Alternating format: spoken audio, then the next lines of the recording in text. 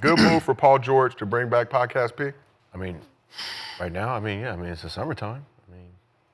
It is the offseason. That's his other job that he has, right? He gets paid for that, right? Unsure of what the bread looks like. Hopefully it's sufficient. I don't know. I do not have a problem with people with their personal podcasts because, when they're doing it, it has no impact on their schedule because most of the time they're going to do it when they actually have free time, usually on an off day, after a practice, never on a game day because most of these guys' podcasts are pre-recorded. Yeah, one day a week usually, so. Yeah, so most likely they probably do 3 when he has enough time because it is guest-based. So, the fact that you got to do interviews 2 times a day sometimes, you spending an hour, once a week on your podcast, I've never seen anything wrong with it itself because you're speaking to the media anyway. Now you're just speaking directly to your fans with your words. I thought that when he went away from it, it kind of showed that he's easily rattled. Yeah. From the standpoint is... Did take a lot of criticism. I think it was like more podcast episodes than field goals. Yeah, but obviously, stuff going on around it. Obviously, the media themselves don't want you podcasting because now you got to give them all them takes. You got to speak to them directly. So, it's a conflict of interest for the media. So, of course, they're going to try to get you to get out of it. They don't like when Draymond don't talk to them and then go on his own podcast and platform and speak his mind. Yeah, and to Draymond's credit, he did apologize to the media the other day. Well, also his podcast was filmed here, right, in LA, right? So when he moved to Philly, they went remote. Didn't have it's different. Yeah, he's just in his hotel room. He's just in his hotel room. Yeah, but it's not the same. So it's not the same energy as we know when we're all here versus when we go on Zoom or Riverside or any of those other platforms and are not around each other to feel each other's energy. But yeah, they did tape it locally in LA when he was playing with the Clippers, went to the Sixers, and then they were doing it remote. Even the rest of the cast is here. Yeah, even when we do it remote sometimes. Yeah, you just get on there, hour and a half, and get the fuck on. It's not the same. I know, but it's still hot. It's still hot, but it ain't the same. Yeah. Let's move over to this side. Cemetery Larry, what do you think about Podcast P announcing his return to the game? Congratulations. Guess you can give yourself something to do during the summertime. Like you said, give back to the people. But that's a twofold action. You got to give the people what they asking for. You got to play better. You got to win. Fan base talking to the fans is cool, but the fans want to win. Fans want you to produce. So all the engagement with the fans, if you're not playing good, it don't really, you look worse, right? It feels good because you're engaging, but on the court, we're expecting something that you're not giving us. And I only see one active player that's actually successful right now. And he doesn't have the #1 podcast, Jalen Brunson and Josh Hart. And the Roommates podcast. They're very successful with playing and podcasting. And they ain't even updating it like they could be. Yeah. They haven't really shot episodes like that. So everybody else, I see it as a distraction. They haven't been able to show that they can propel their performance over their podcast. So we talk about being in the NBA, being in the league.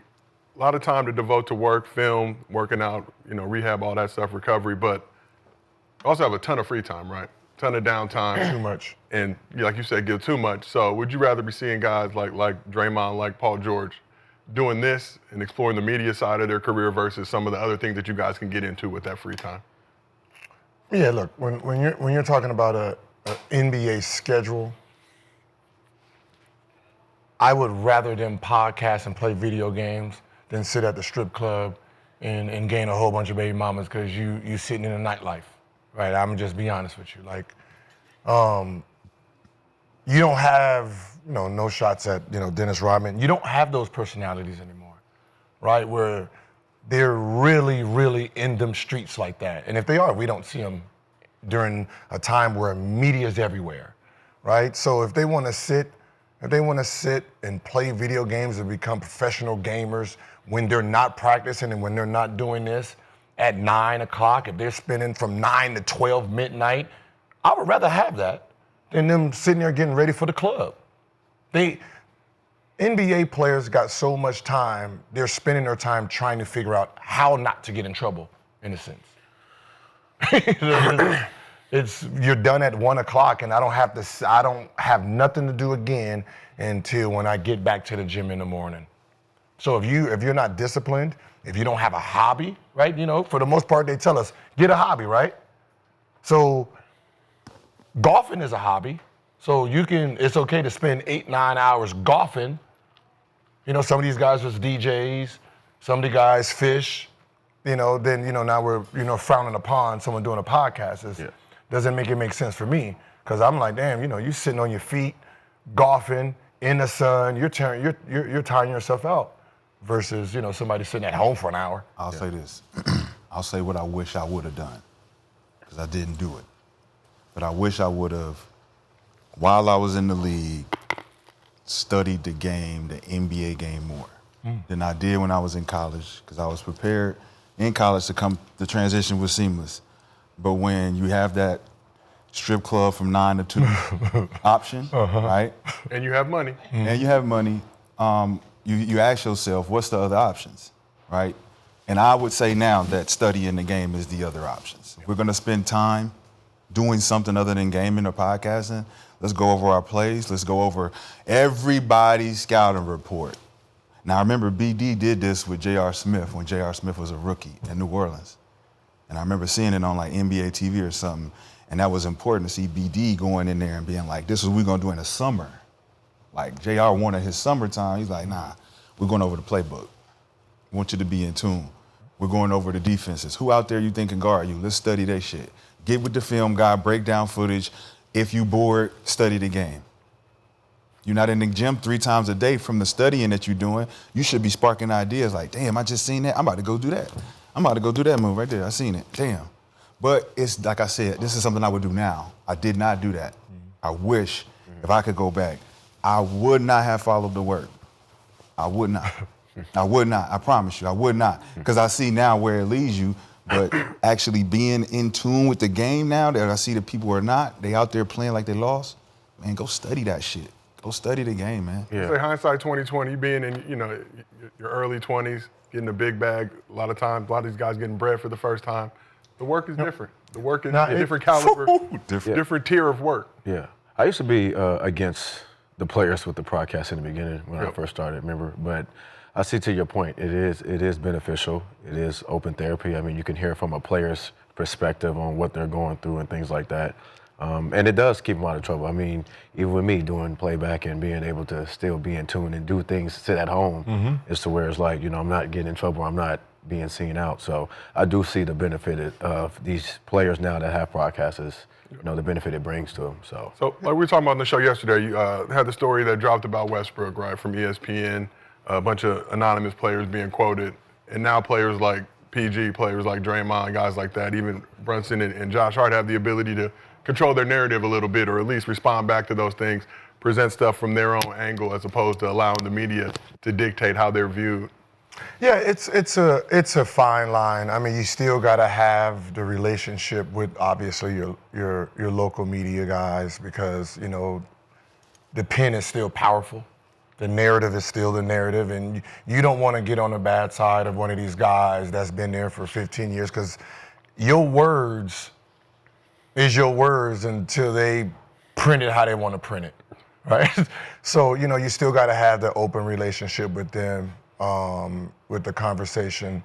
But, like Larry said,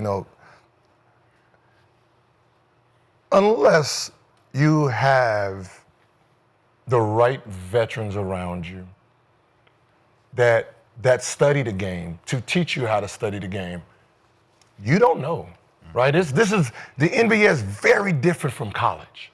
College, you are a group. Y'all are doing group activities. Facts. When you get into the NBA, there's no babysitting.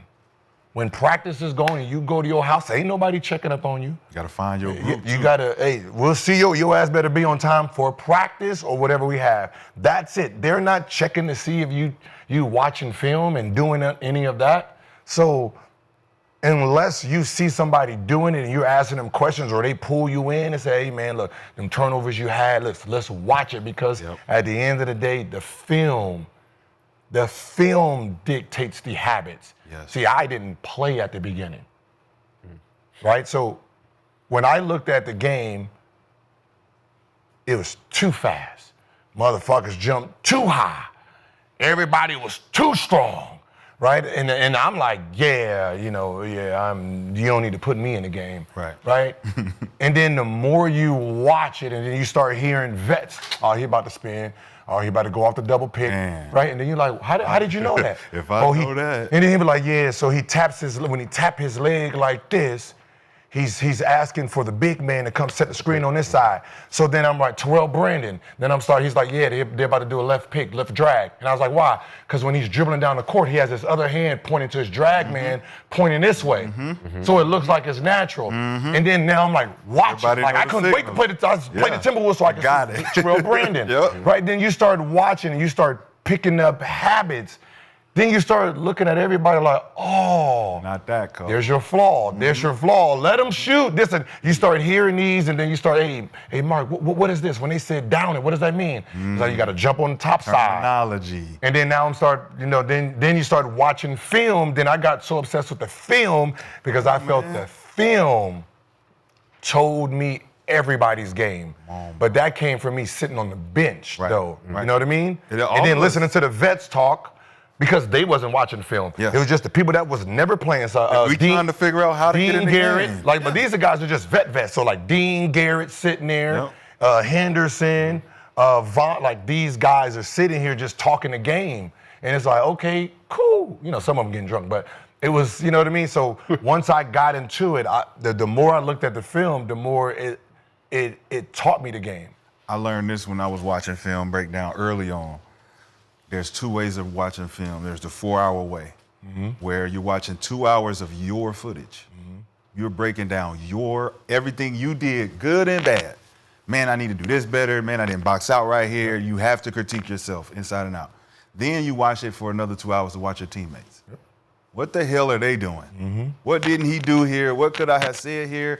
this is the timeout right here. This is when he yelled at him. I should have went and said something to him right there because he fucked up as soon as we came out this timeout because the fucking coach yelled at him. And I could have went over there and said something, but you compartmentalize all of it. And if you're a leader, you know that you have to go to film to find out all the flaws, even for the coach. You go into practice, you're like, Coach, we should have downed it right there.